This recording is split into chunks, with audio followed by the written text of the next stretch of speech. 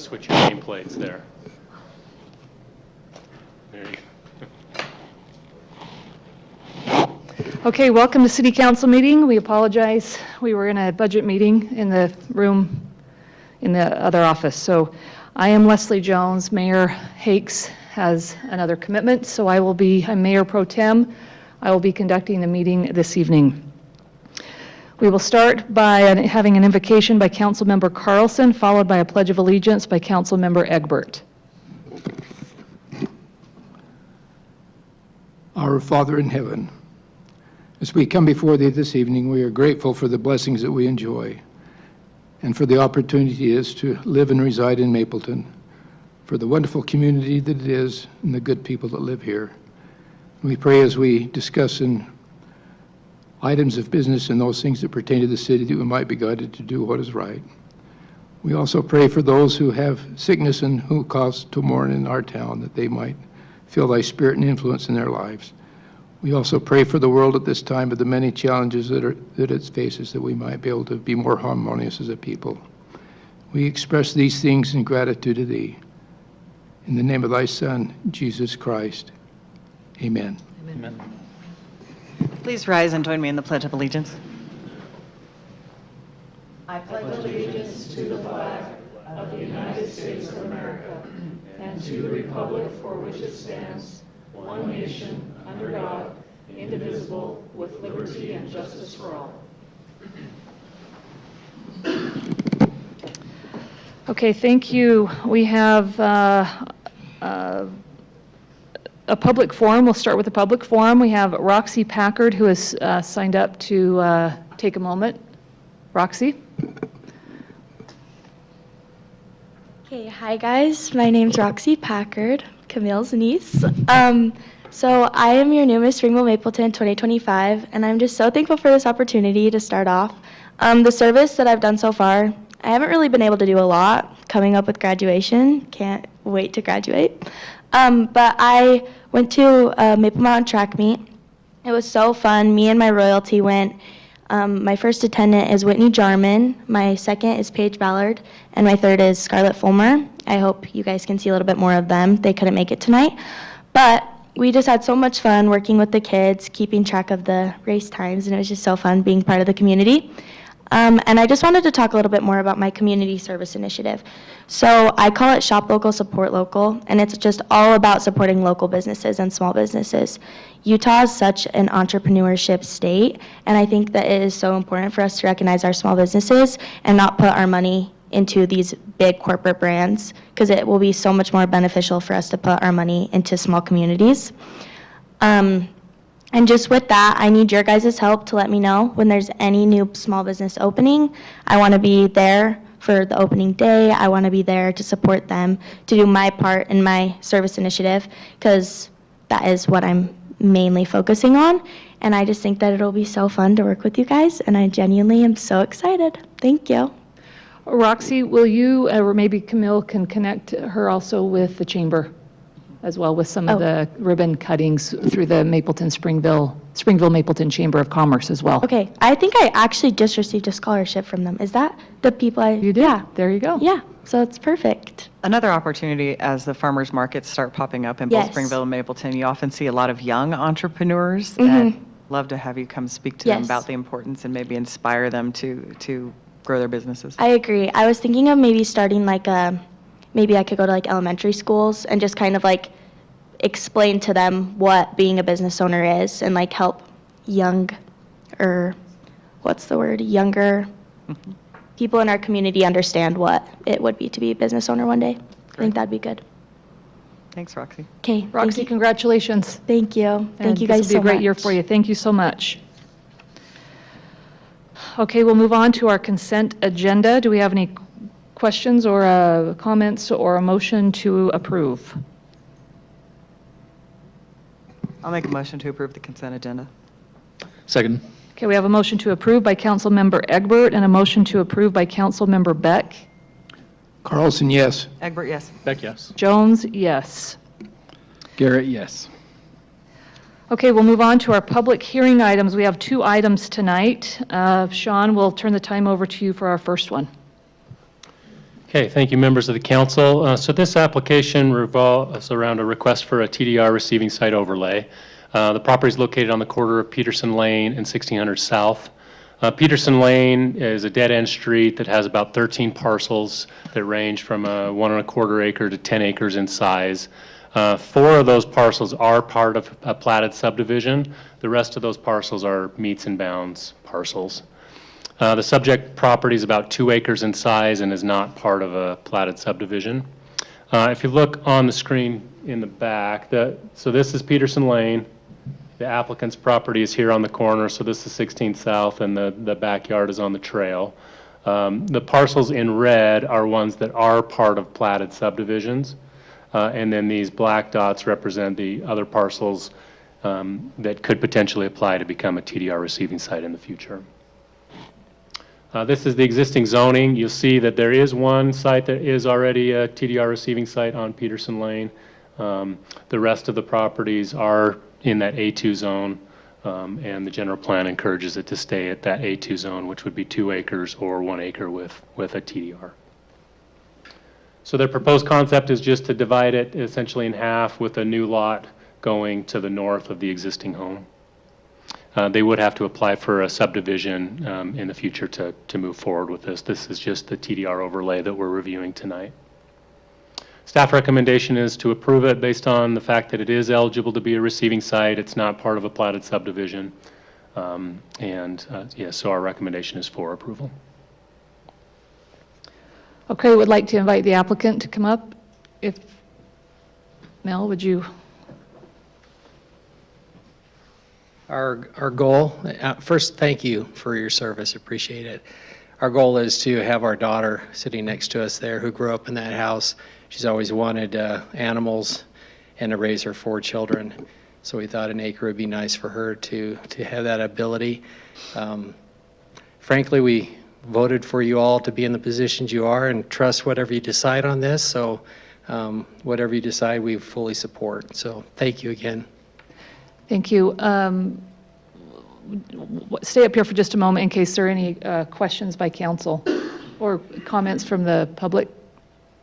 Do no questions You here would or open public? it for the public. Okay, oh, yeah. excuse me. We'll open this up for comments or from the public, if anyone would like to speak to this. And seeing as there are no comments to this topic, we'll open it up to our council for any questions or comments.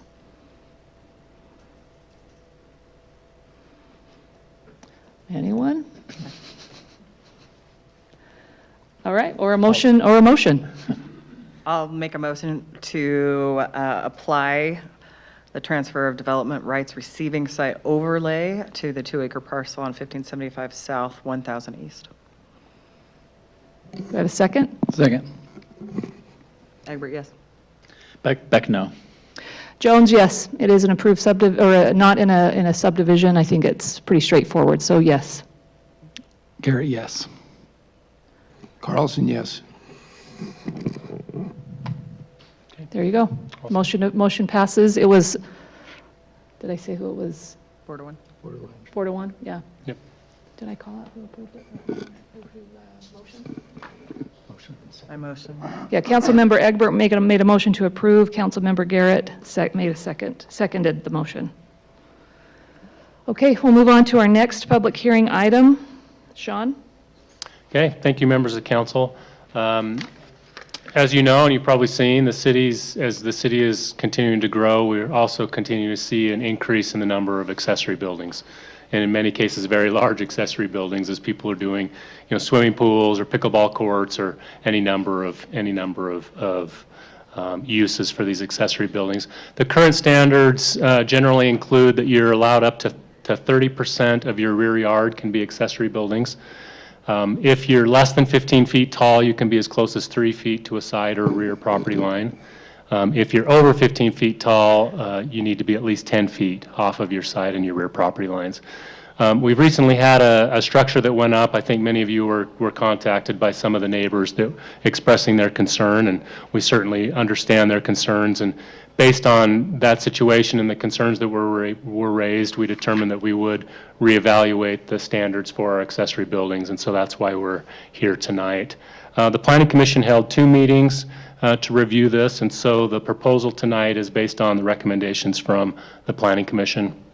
We just included some photos. Obviously these are examples of accessory structures that you're seeing in town. Pretty large barns, accessory apartments, garages. You see a lot of accessory, riding arenas, any number of uses that we're seeing.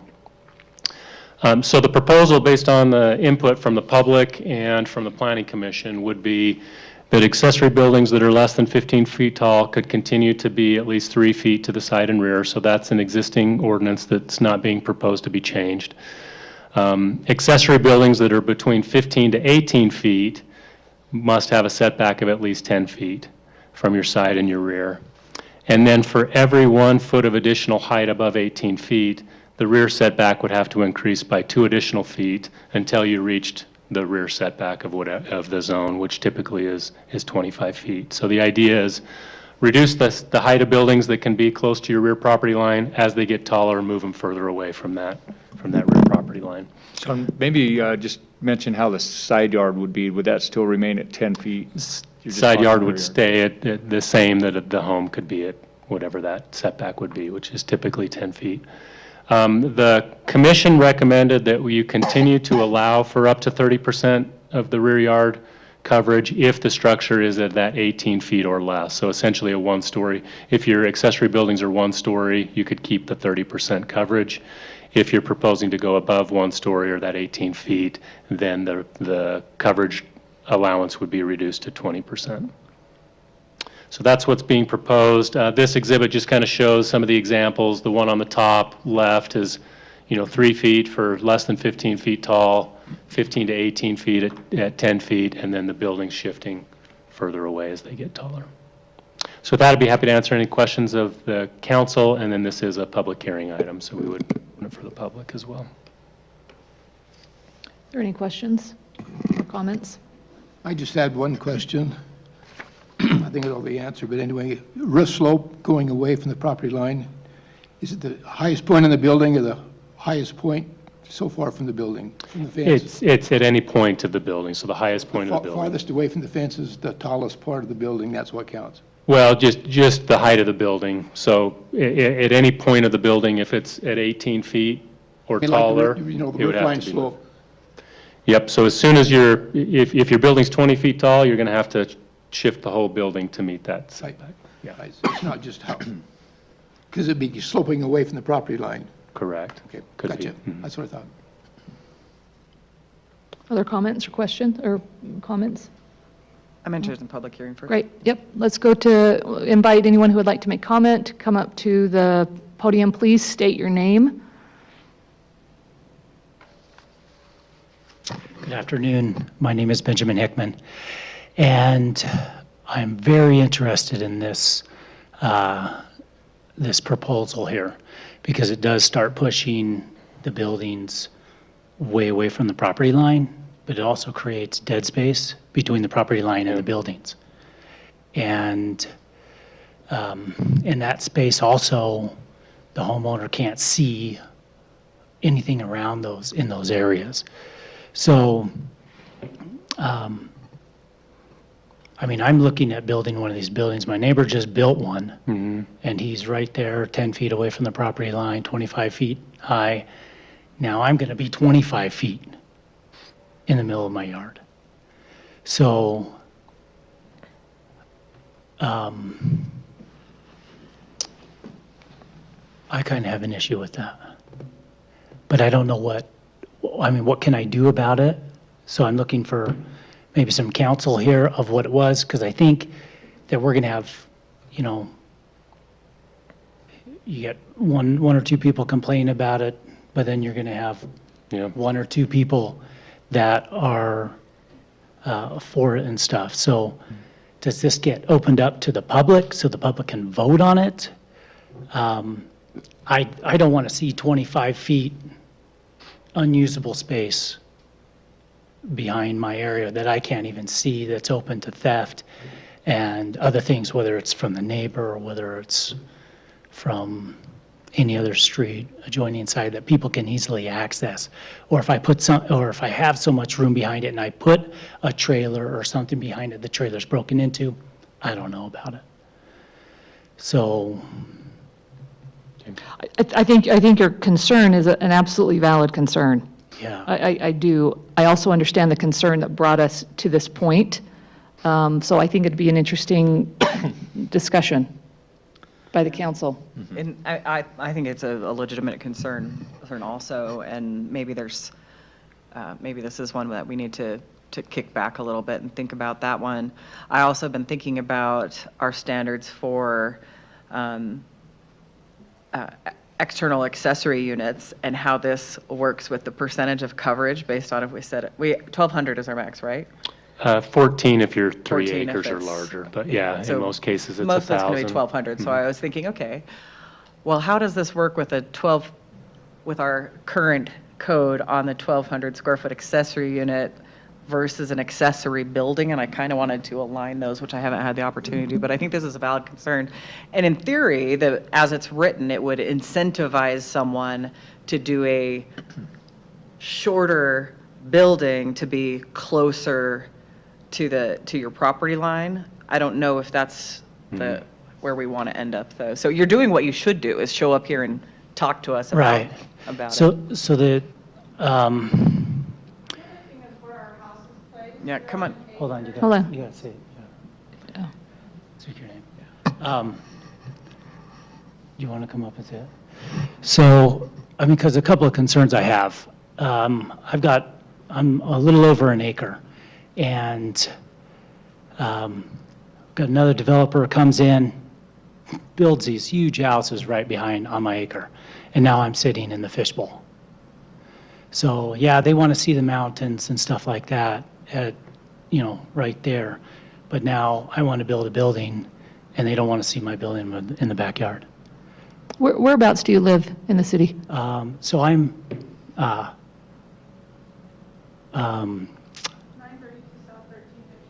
where the Abington or the Oh, yeah. Spring Gardens Yeah. is? So you live right, just east Yeah, of there? I'm In right that neighborhood there. right there? Yeah. Okay. Yeah. And Orion Development put our, Come up and, put our lot. We need you to talk into the mic because there's people on. They put our online. lot, my name is Lisa Hickman. That Lisa put Hickman? our large lot with 3 to 4 homes aligning the south side of our property line. and they have huge back picture windows. I mean, there's no privacy. We just feel like we got locked out of the privacy on with that builder and that project. And so, I mean, it deeply concerns us because now, everybody can see all of our But stuff their that's in the lot sizes backyard, and are now I've got to push my smaller. building into the center of my yard or whatever, and not the center, but close back, and then this huge dead space where we can see stuff if I put stuff behind there, and then they can tamper with it and everything else like that. Is it a barn you're putting in or? Yeah, it's Too, yeah. it's going to be just a big shed back there that I can An outbuilding? put my stuff into. And so, But that puts a big portion of our property non-usable. yeah, it just creates so much non-usable space there. If you do it that tall, then it becomes Yeah. non-usable. That's the 'Cause math I'm working with. Yeah, I'm looking at a 25, 26-foot building.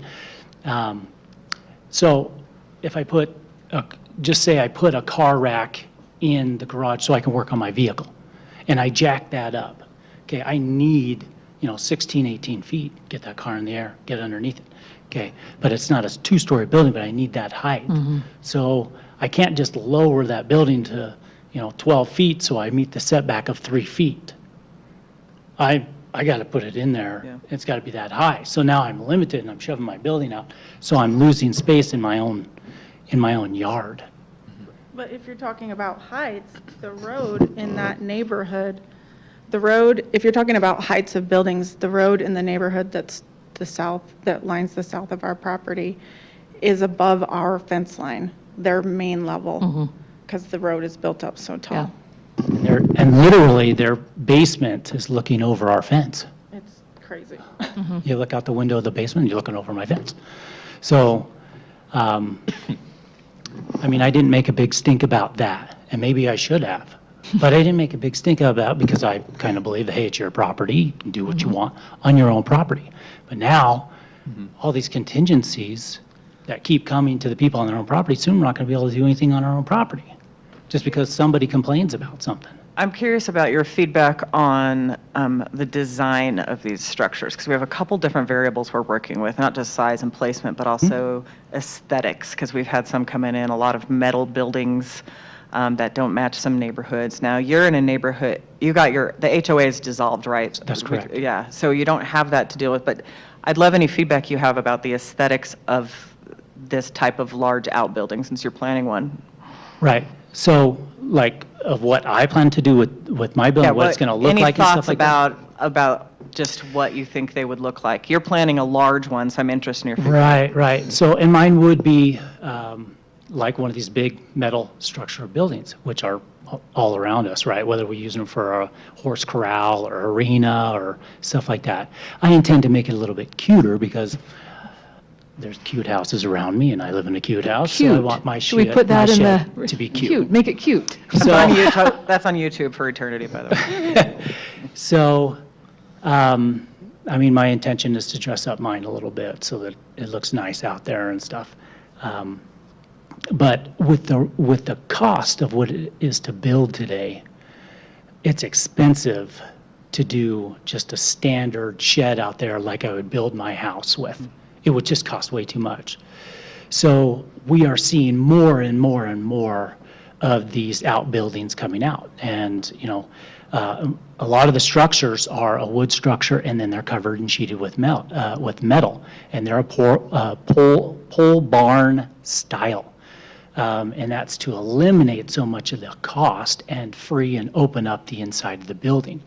So more and more barndominiums are coming up, and these pole barns and stuff to make it a little bit more affordable as well for us, for the people in general, instead of the conventional way to build the building and it's costing twice as much. So, Yeah, does that answer your question? that's good. So, I'm confident we have other feedback on this topic that might even not align, so I'm really interested in your, yeah, I'd love to keep the public hearing on. You mentioned that there's a bunch of houses just, you know, right over you as well. Those aren't, I mean, how far away are they from the property line? I mean, not, Third? I would beg to differ. They're about 30 to 40 feet from the property line, from my fence line. And like I said, They're in the horseshoe, they so it's can got that see newer arrival. right into it, right into it. And, yeah. And I need that property that would be in front of my barn or to the side of my barn for the stuff that I do in my occupation. I need the room to do things in it, to store stuff. I thought, well, instead of having a lot of stuff just laying out in the field, that I would clean it up and put a nice building on it and tuck some of that stuff away so that everybody's not looking at it, so to say. But putting more and more rules and regulations on what I can do there really hurts. Yeah. I mean, it really hurts. I think you make a very valid point, and here's what we're wrestling with is, you know, you have my property rights end where my neighbors begin. You know what I mean? So the scenario that brought us to this point is there was a large building on the property line, rear neighbor wakes up, figuratively or literally, I'm not sure, and there's a huge 30-foot wall behind her house. And so there's quite an impact there. So what we're wrestling with is how to balance your property rights with your neighbors. You know what I Right. mean? You know, so this is some good insight, and I think you make a good point, Jessica, about aligning the detached accessory dwelling unit with, you know, aligning that discussion with this discussion. I think that's an important thing. Another issue that would come up with that, if those people had trees that lined their whole back fence, that would be a wall as well. Well, right, I mean, there's definitely, I mean, sure, I'd rather look at a tree than a wall, but last week we didn't have trees, and now this week there's a wall. So, I hear you there. but you can see what we're trying to balance and merge, and I don't, and it's possible we don't come to a resolution tonight, possibly, Right. I don't know. Well, yeah, and so you're looking at someone that just wants to look out their window and see the mountain versus someone that needs to put the stuff away. So they're either going to look at a wall or they look at all my stuff.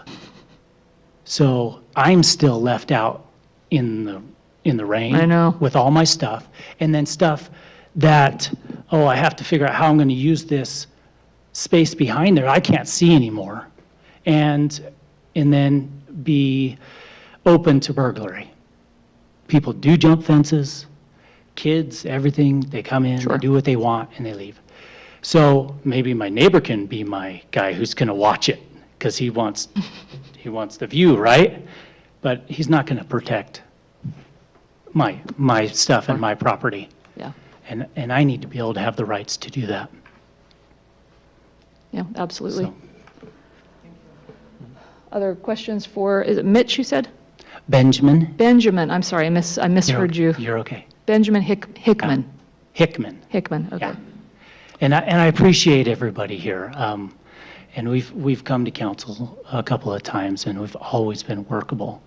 And I really appreciate that. I love the small town feeling of Mapleton, and the ability to do what we need to do to keep our community growing. So I appreciate your comments, because this issue's been going on for weeks and weeks, but even prior to this, spurring this discussion item on, it's been an issue all across the city and in every city in America.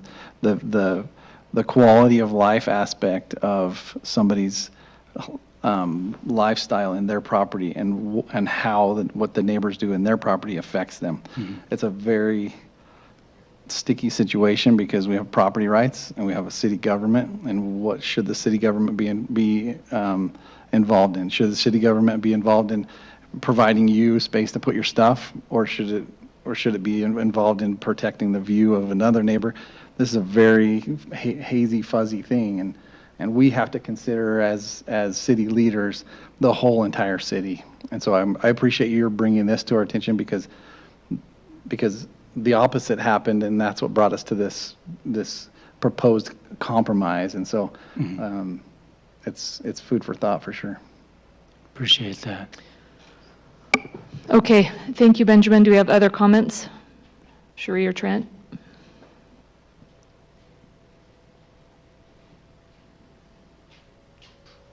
Cherie Kilpack. Thanks, you guys. I get what he's saying completely, and I'm all for property rights, and you all know that. I appreciate the contrast of, the neighbors have property rights too. And I know you guys have all gone over and seen this building, and I just want you to maybe turn around and look at this wall behind you and imagine something twice or more that height, like right there. And regardless of what is code or what is allowed, like the neighbor next door says, well, I did this. And it's like, well, if you can, maybe you can do that, maybe you are allowed to do that, but should you do that? And it just seems crazy that somebody wouldn't want to take into consideration their neighbors. And so that's why I started this, because I just don't want anyone else to wake up and find a 40-foot building or a 25 even foot building in their backyard that they had absolutely no control over. And I mean, part of the problem here is the fact that we do have CCNRs in our neighborhood, and these people completely just ignored them completely, figured to ask for forgiveness than permission, I'm sure. And so that's another thing I kind of want to circle back on after this, is somehow I feel like the city should have some oversight with CCNRs. The city approved the neighborhood with the CCNRs. The neighbors all want the integrity in their neighborhood, and they bought in that neighborhood that had CCNRs for those reasons. And it just seems like there should be some oversight. It doesn't have to be hard as a checkbox on the building permit.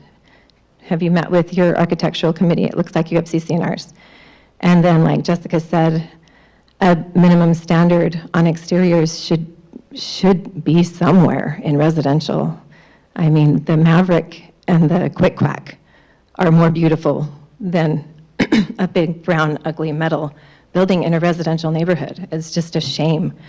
So I get what you guys are saying. I don't know if we can come up with some compromise, but I can assure you that it's different to have a home go up, a beautiful home with brick, stucco, stone, hardy board, than a metal building that clearly looks like it is on the fence line when it's 10 foot away, when it's that tall. So I just, yeah, I like the idea of it being staggered, you know, it's a good, yeah, it's a good, I think, scale, or what do you call it, to go back a little bit further. And it will discourage people for building massive buildings, because it will end up in their home. Like if the Albies had this in their building, in their yard, they wouldn't have built it, because it would have ended up in their house or in their pool. And it just wouldn't have happened. They have rights, I get it. They did what they wanted, and now everybody has to pay the price. So and even trees.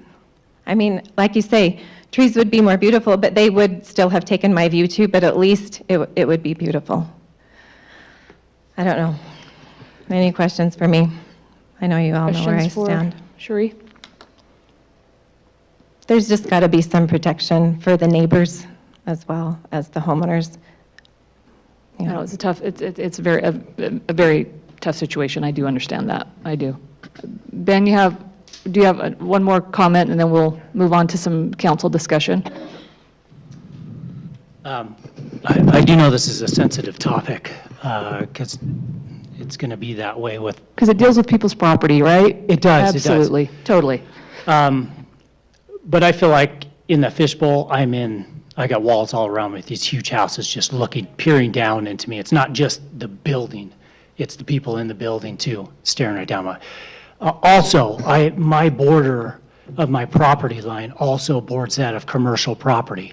And as you know, I've got a big Livington Center right there that's up against those walls, and it's not 25 feet out into the property. The next space that's going to be directly behind my house is a big piece of commercial property. And when those people go, that's open to have a large building right behind my house. So whether I build this shed behind my house, I'm still going to be looking at big buildings all around my house. So do you back up to the Thatcher property? I do. Okay, got it. Stan.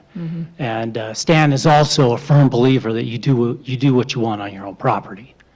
And I love Stan. We've been great neighbors for a long time, along with the neighbors that live all around me. Obviously, I've had every one of these neighbors in my community church and in my group. So there's that big concern about it. But whether I have this building in my backyard or a commercial building right up against the fence line to my backyard, it's going to be the same for me. Maybe each condition's a little bit different. Maybe their condition's a little bit for them. Obviously, if they're having an issue with somebody abiding CCNRs, then that should be taken up with the HOA. I don't know how you would get them to move their building, but I think there's there's more issues that might lie in here than kind of what I've brought up or whatever. And I side in some way with her too, because I'd love to look out and see the beautiful mountains and stuff like that, but someone built a house across the street from mine, and they blocked off the whole mountain from my house. So I can go all day long looking out every window of my house, and I'm seeing a structure. The back house structures are not as beautiful as the front of the house structures, and all I have is back house structures that are on every side of almost they're on several sides of my yard. So But scooting that building closer to my house, it's not like, it's not gonna, it's really not helping me because of the other issues I have now created, or that we have now created. So avoiding those issues would be less detrimental than just because I can't see the mountains.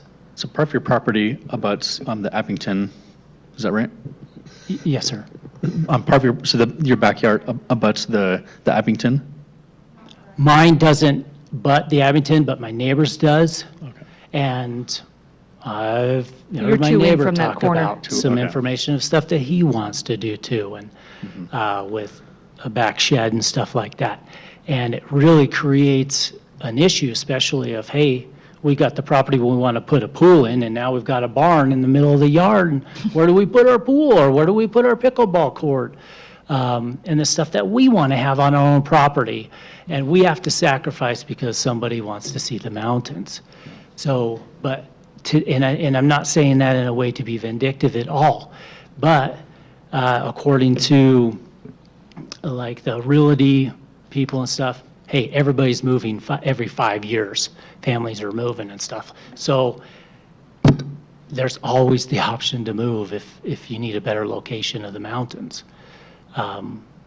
Whether you can or not financially, that's up to you, but I'm already, Councilmember, maybe I get we don't have a lot of public. Yeah, we we'll go probably ahead want and let us have some discussion here, and we'll just close this part of the meeting, just acknowledging that the property rights, right, are an interesting thing. Yes, Trent? Yes, please step up to the microphone and state your name. So my name's Trent Ride, and I live in Harvest Park. I think there's a few issues that the city council needs to discuss. One of those issues is, as you know, Harvest Park, Leslie, you live in Harvest Park. I own several businesses, and I would love to have a massive shed in my backyard to store a lot of my work stuff. I don't. I have a massive building and shed down on the other side of the freeway, because that's an industrial area, and that's where I store all of my work stuff, all of my equipment, all of the things that I have to use for all of my work. I think that if you drive around in this community, and a lot of these things that are going up, they're going up, and they're involving work equipment, they're involving work stuff. These big metal sheds that are going up are not basketball courts. They're just not. So I think that's going to be a big issue with the city with this. Okay, at what point does a building that is so large in a residential area, at what point is that acceptable, and what is that building being used for? So I get that there's people who, I do classic cars, I work on classic cars, so I understand the lift thing. You have to have a building that's at least 28 feet tall in order to have a lift. Well, my building that does my cars and my lift is down in the industrial park. That's where my building is. So I think the two public hearings that we had, as far as it certainly in my mind is not perfect, but I think the compromise that was presented by the Planning Commission, I think is very, very reasonable. So I know where he lives, and I know that he lives in a fishbowl. I know that road when they put it in, and yeah, I don't know who that falls on, but that was probably not the best planning in the world. So, but that's just my thought. I think a lot of it is, what are these buildings being used for, and what's being stored in them? So, okay. Thanks, Trent. Okay, well, let's open it up for discussion by the council. Any thoughts? Oh, yes, we'll close the public hearing. Thank you, Camille. And we'll open it up for council discussion. Yeah, I have a lot of thoughts on this. I think there's valid points on all the sides. I think coming down to it, the place we are at is not somewhere I'm comfortable with. There's more data. In fact, as I'm looking up even other cities that I hadn't looked at, I'm seeing some things that I was like, ooh, we don't have that, and that actually is important. So I think for me, my recommendation is to continue this. Like, have you look at Riverton? Riverton has some great nuggets in there. But also considering the evolution of accessory units, I think we really need to look at those at the same time. I do think there is something to say for if a large building is being used for a business purpose, is it an appropriately conditioned use on that property? So I do think there's a valid point there. I think there's a valid point about having something 25 feet away from a fence and it just wrecks your space. Most of what I've seen elsewhere is like a maximum distance of 15, but it also puts a height restriction, like this Riverton's is 25 feet high maximum, but a 15 feet away at that highest. So I'm not sure I'm comfortable with this until I do even a little more research. I'd almost recommend a workshop on this one because it is pretty complex. And what I don't want to do is create another problem to solve a problem. So I think the truth is kind of in the middle here. I really appreciate Hickman's. This is actually something I hadn't thought about. So this is exactly what you do. You show up, raise an issue that maybe we haven't thought of. That's perfect. I appreciate it. Same thing with the conditional use and making sure we're double checking about if this is a business use, they should have a conditional use permit for whatever they're doing or fall within the scope of that. So for me, I still have enough questions that I'm not even comfortable. I wouldn't want to vote this down or up today because I think there's a lot of revisions that I am supportive of, but I'm not sure that it actually is as thorough as it could be. And I have concerns particularly about the distance between the rear setback and the ratio there, and even the maximum height we should allow. So my recommendation would be to continue the item with an opportunity for additional study. Okay, other comments?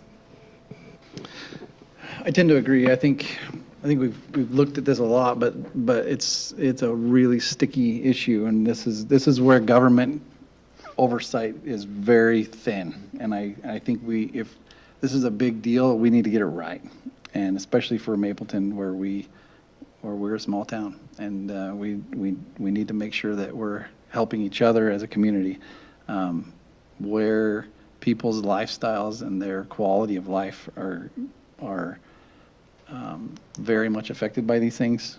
I mean, there's things that happen all the time. We've heard way before this issue came up. I've heard from several citizens over the years where pole barns went up, and it was very much a shock to them. And it just goes back to hey, when we buy property, we need to look at the code and the zoning and imagine what's the worst case scenario for my property and the properties around me.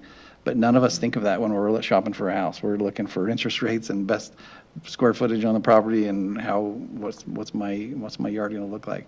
But this just glares due diligence, and I think I agree. I think I'd like to put some more study into this and make sure we get this right.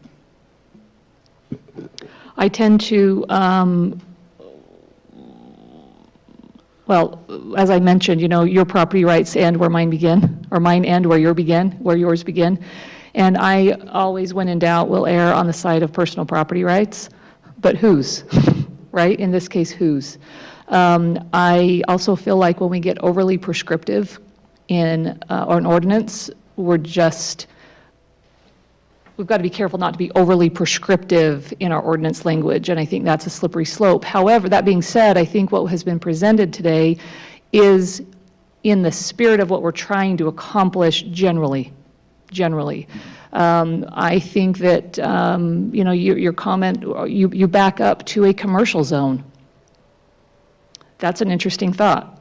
Does that have a place, in light of what I've just said about not being overly prescriptive, does that have a place in some of this? Is there some language around that because what we're trying to accomplish is, can we just get along in a neighborhood and respect each other and be nice? When it comes to commercial, that might be another deal. So that's something that maybe we can consider that we haven't considered. So I agree. I'm comfortable with continuing this item for further discussion. But that's where I stand generally. That's the perspective I bring to many of these issues, and we want to get it right, but not be too heavy-handed either way. I don't want to get into the role of you can do, we have a conditional use process for businesses. I don't want to get in the habit of you can do a building as long as it's, for storage or non-business. I don't want to regulate what you can and can't do in your business at this point in the process. We have a process for that. And so I would be comfortable and supportive of continuing it as well. I would support that too, and I had the same thoughts with if it's abutting a commercial property, and I know some might not be zoned commercial, but at least on the general plan, it's labeled as commercial property, or in the future, it's recommended to be commercial property. So yeah, I'm supportive of that. Also, I think it's okay to look at the code as living and breathing, and it can change, and so the current code worked for so long, and we're trying to make some tweaks to the code now, and it's not like passing through Congress. It won't take years. It could happen within a couple. If we get something wrong, it could get fixed within just a couple weeks. And so I'm supportive of continuing it as well and getting more feedback and research. Yeah, I feel like the height issue, I mean, I think 40 feet is probably, I mean, Sean, you could speak to that. It feels, what I've read, it feels like a 40-foot allowance for accessory is an anomaly now, given we have barns and it's a little bit of I mean, we're talking 28 feet for a lift. That's different than 40 feet showing up right in your backyard. So that's one of the things I want to see. What are these barns? I don't want to take away people's barns, but yeah. So to me, I need a little more info on it for sure. Just a couple of quick comments on it. So the 40-foot requirement, the way we've looked at it with this, is as soon as you're over a certain height, you've just got to be within the footprint that a home could have been built at the same height, right? So that's why if you're at least 25 feet back, you meet all your setbacks, you could have done an addition to your house at the same height. Makes sense to keep it in there.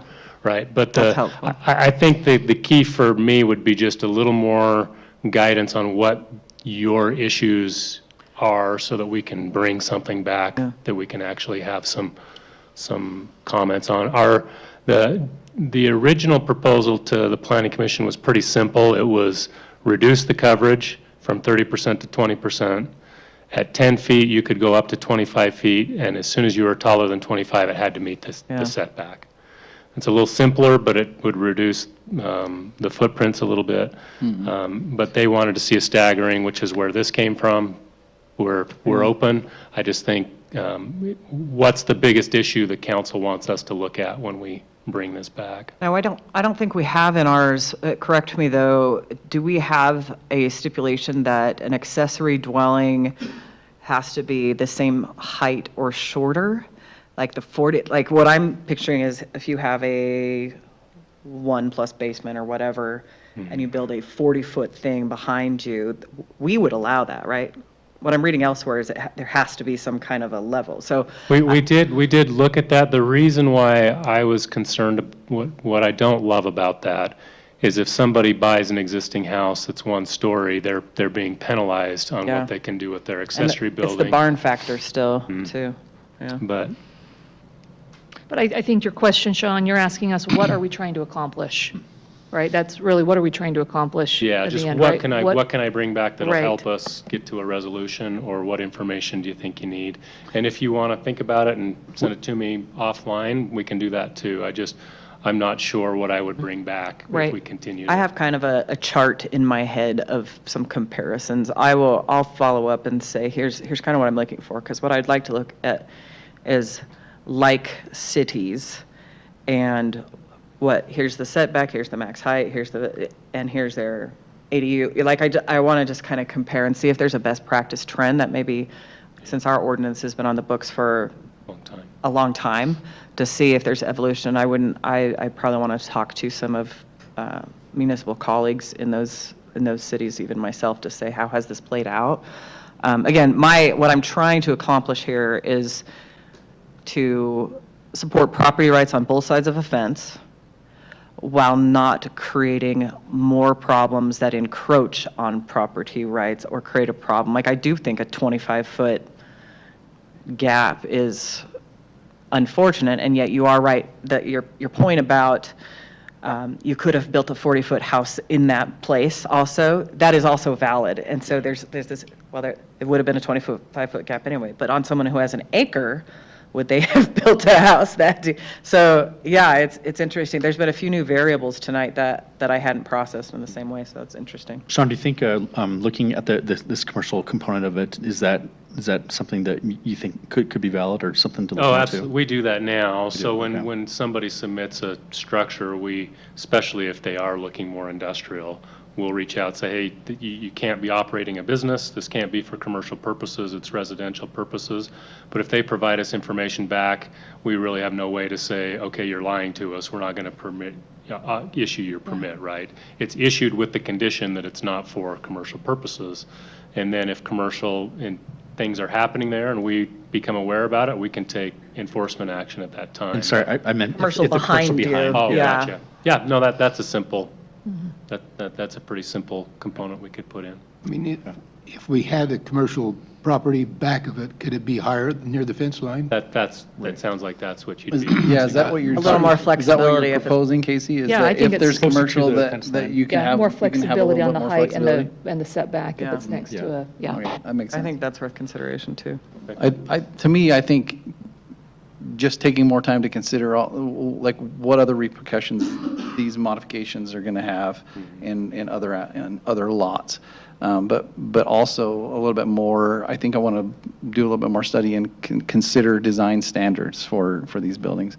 We have design standards to Cherie's point, we have very specific design standards for the commercial buildings, but it's kind of vague on an accessory building, so. The difficult, we talked a little bit about this in the planning commission meeting. So state code has come out and said we can't do design standards for residential homes. Doesn't mean we couldn't for accessory buildings. Right. But the accessory buildings are just such a huge variety. Like, do you have design standards for a 200 square foot shed that you buy at Home Depot for Right. your lawnmower, right? And how far do you take that? And Right. to the point that was made about costs, right?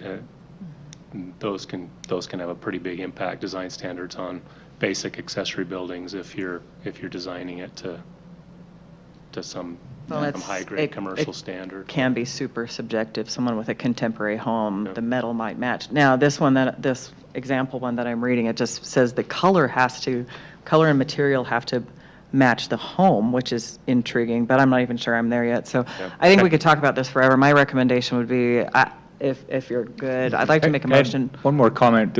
As a staff, we talked about a little bit to maybe consider as well as, just for simplicity, let's say that was a 100-foot width piece of property, and if someone had the ability to just go all the way across the rear yard of their property, and you go 100 minus the 10-foot setbacks, so they could build an 80-foot all the way across.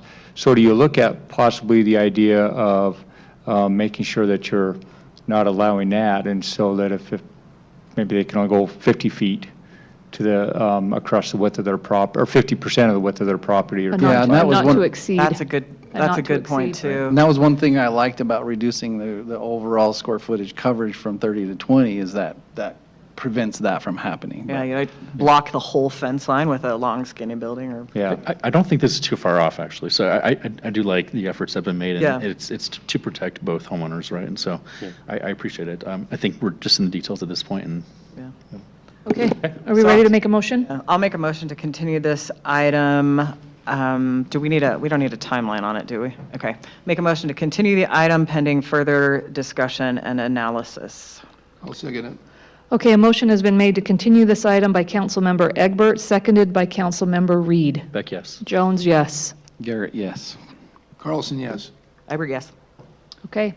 This item 10, that's been continued, right? So the discussion item on our agenda will be revisited at a later date. So we will move on to administrative reports. Sean? None for me.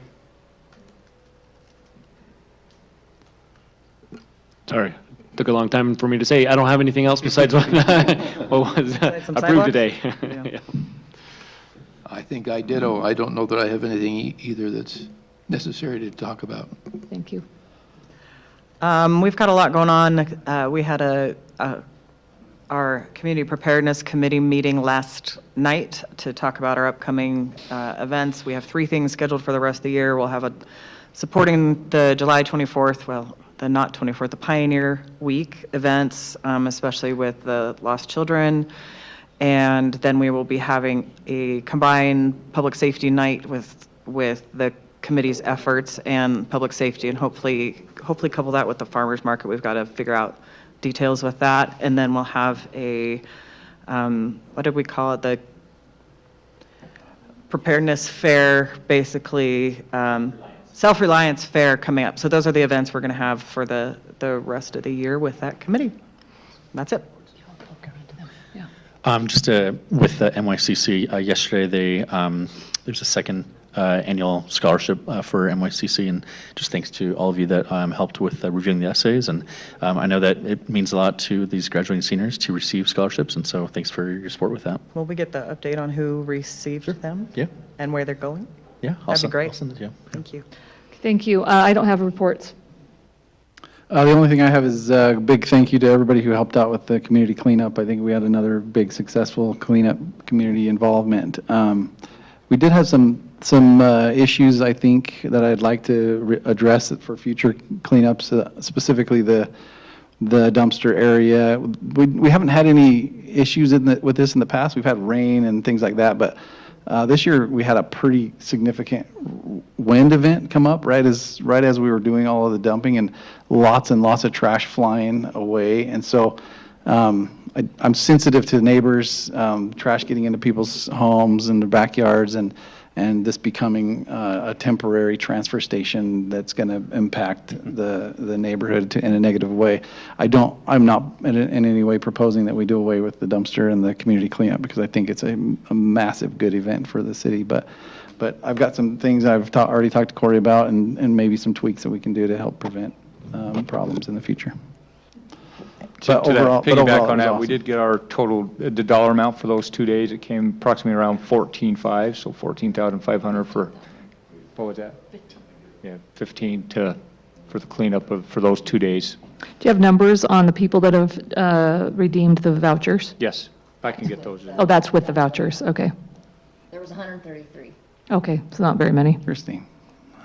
That's good stats. Camille, any reports? Corey? Nope.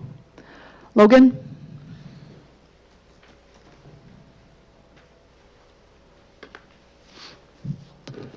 I've got a couple of things. First one, so as you remember, we started our impact fee analysis for the Parks and Rec impact fees. So we've been moving along that process.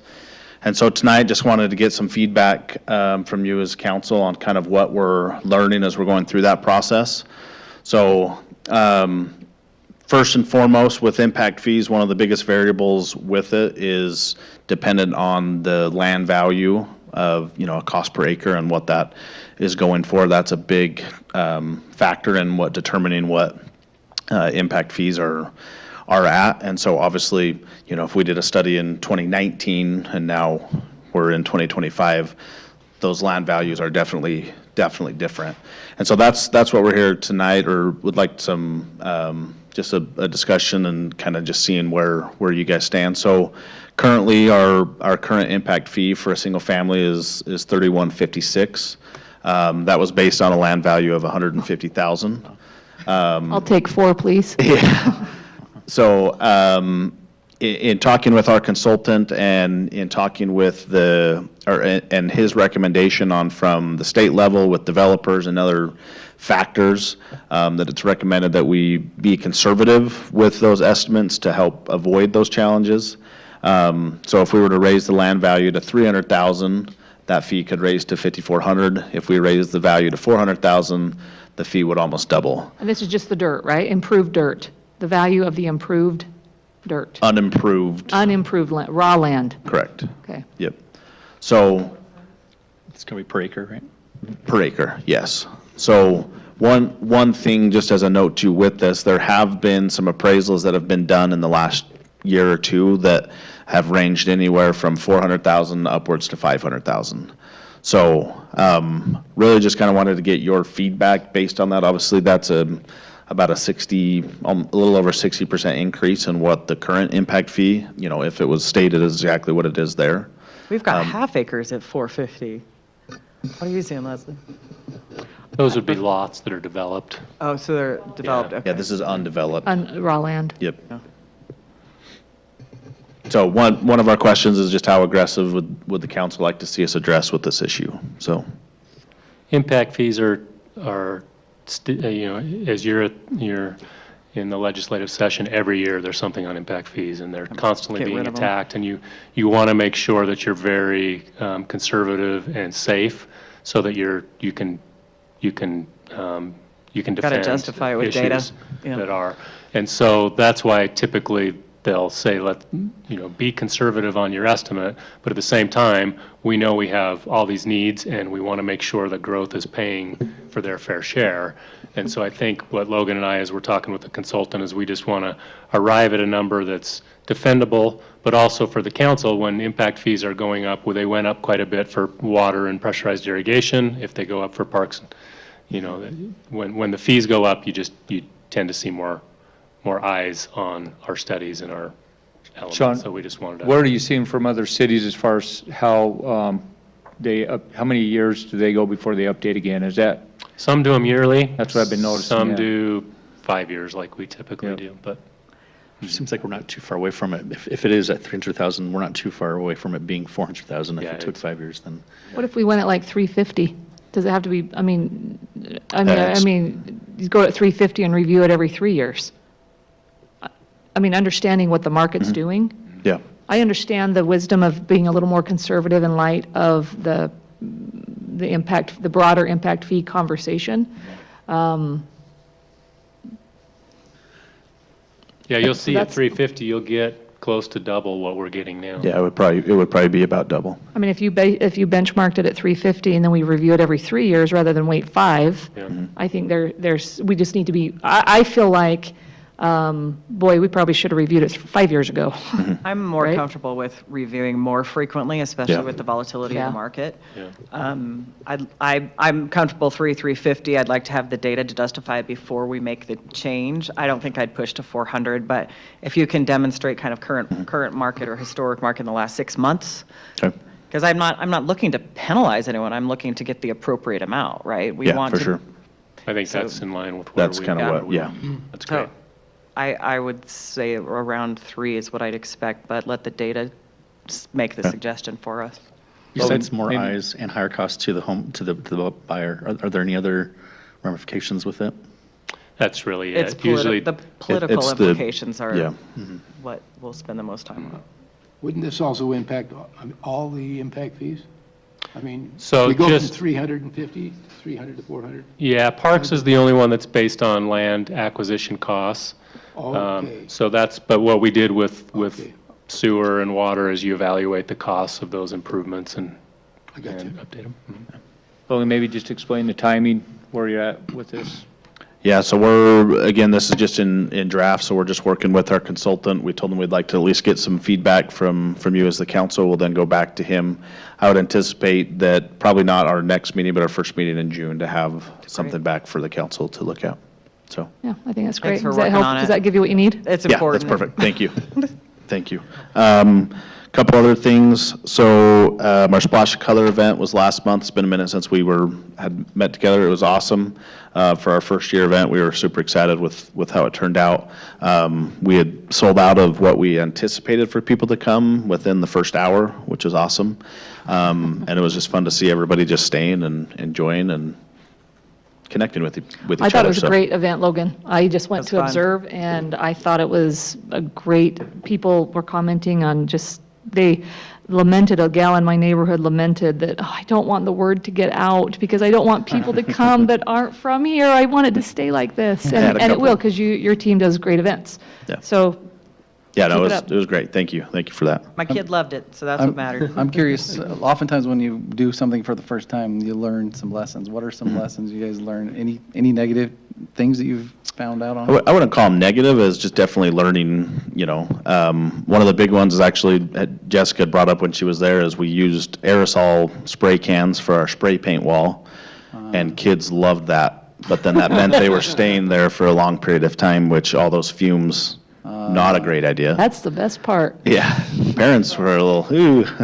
Little unsupervised on So that one was a big one. punch passes and just the amount of activities that were there. There was longer lines for things, and so trying to maybe duplicate some of the things that we had. Most of the other things are just kind of little things, like we had a push pin to put into a wood board. Instead of a wood board, we can use a foam board, and then it just goes right in. So just little things like that to really kind of help streamline the process for people that are attending it. But other than that, I mean, it was, And sell Mapleton swag. Yeah. yeah. Seriously, yeah, really. Yeah, we had some shirts there that were just our splash of color shirts that they could tie dye. That was kind of one that we didn't know what would receive, but it was fun to hear parents like, well, then I don't have to do it at my house. Yeah. Then Yeah. the mess isn't there. So it was good. It was a good thing. So all in all, yeah, I mean, definitely things to learn and improve, but I think stuff that's easy to adapt and change with it. Great. So yeah, it was awesome. Good job. The couple other events are coming up. So this Saturday is our opening day.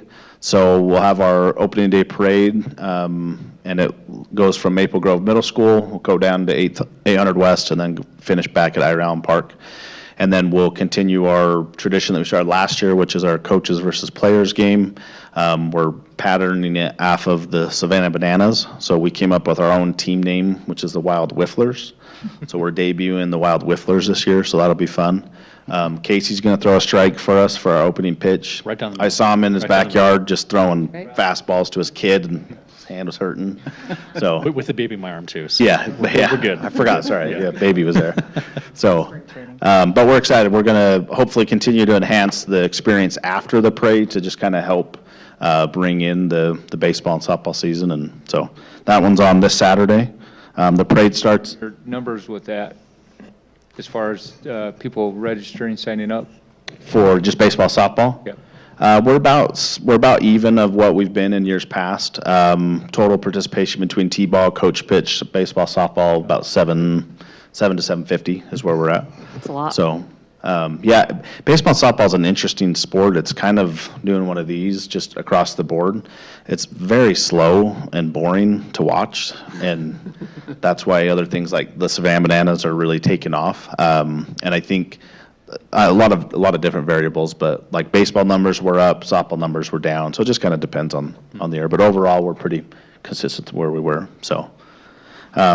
So the parade's at 10, and then we'll finish at Iron Park. The opening ceremonies will be about 11:15, and then we'll have about a 45-minute game versus the coaches, and then our T-ballers will play. We'll have food trucks there, and the wreck and roll trailer will be there, so that when they see the Gaga pit, they all run to it and stay there. So it'll be good. So Logan, I'm curious to know how the trucks do after the event. So let's talk about that. Yeah. How the trucks? Trucks do, yeah.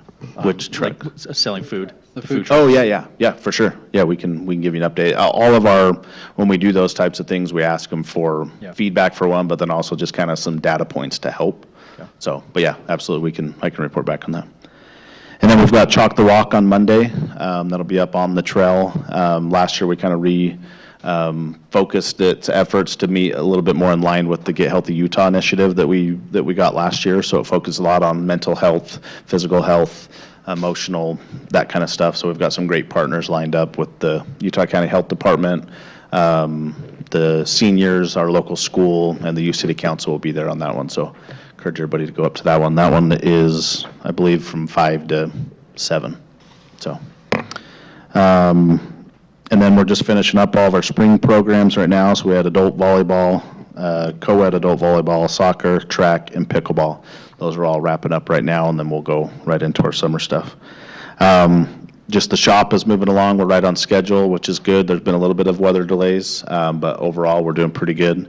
At some point, when we get it to a point, I'd love to have anybody that would like to go through a walkthrough on it. We can arrange that and go through it once it's to that stage. So I'll kind of keep you in the loop on that. And then City Park, we're close on getting the design finalized.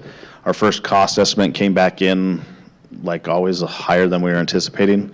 So we went back to the drawing board to kind of help make sure that the needs and the priorities were being met, and then going back from there. So again, focusing all that infrastructure underground, the restroom, the gazebo, those are kind of the big main things above ground, and then trying to make as many connection points as we can. So right now, we're anticipated after Pioneer Days is when we'd like to start construction, so we can try to get it finished before our lights on in December. So it's kind of a tight window, but we're hopeful we can get that done. So, and then lastly, we had Brady Orton as our new parks technician. He started on Monday.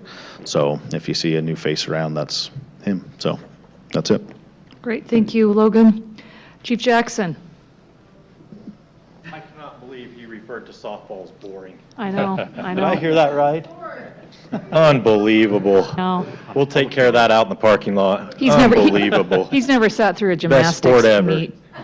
Good Fucking grief. softball coaches right here. I'm offended. I thought Parks and Rec directors weren't allowed to have favorites. Unbelievable. I'll be I biased. can't believe he. Okay, I have just two very quick ones. First off, some fun news. Travis was back on his bike yesterday, came into the PD, so if you've seen him, he's out and about again. Matter of fact, Chief Glasgow's got him at dinner down at Longhorn Steakhouse tonight, so pretty good to see Travis. A little slower, but he's getting there. I mean, he's coming up. So it was good to see him out and about again, and he came in, and I know Travis's family would laugh if I said this, they're not gonna have a problem, but one thing we love about Travis when he comes into the PD is he'll look around until he finds a treat or something and just takes it. So they're just gone. So we're glad to see our treats and drinks disappearing again. So glad for that. And then on the PD side, just real quick, Officers Walker and Miller went down, and I went with them today down to Maple Mountain High School. We did a little recruiting for the Youth Academy that starts in 3 weeks. That is a good group of kids in that law enforcement class. That would be a fun assignment to have that law enforcement class. But I think we're going to have several sign up from there that are Mapleton resident kids. So that'll start in a few weeks, and that'll be a fun time. So Jessica, I'll reach out to you down the road to come help a little bit with that. And that's quick. And softball's awesome. I just want to put that on the record. Softball? No, it's just a bar insignia on the Mapleton's. It's either the bar. Right, yeah. Oh, that's one of those elbows. I was also thinking about our view getting obstructed with the storage facility right here. I thought you were voting for softball too, so there you go. Well, thank you, everybody, for participating tonight. Do we have a motion to adjourn? Second? Second. Motion to adjourn by Councilmember Egbert, second by Councilmember Garrett. All in favor? Aye. Aye.